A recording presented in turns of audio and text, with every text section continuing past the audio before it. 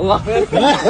O'zbekiston o'yini sal qiyin o'tadi, chunki hamma nimani bizada bo'ladi, ko'p odam ko'rsatadi. O'ylaymanki, yaxshi o'tadi bugungi o'yin.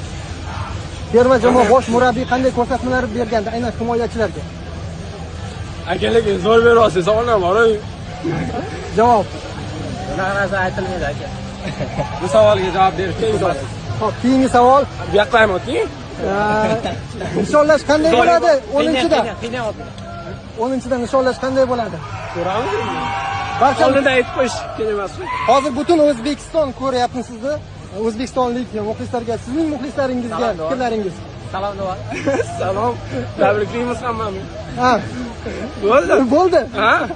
Hozir yig'lab yuboradi aka. Tabriklaymiz, zo'r o'yin. Rahmat. Abbos, Men keturaymi? turing. Do'stingizning yonida turing. O'z bo'lsang, Abbos. Xo'p, Abbos, tabriklayman. Juda og'ir o'yin, juda og'ir yo'l bosib o'tildi va yangi tarix yaratilyapti. Alhamdulillah.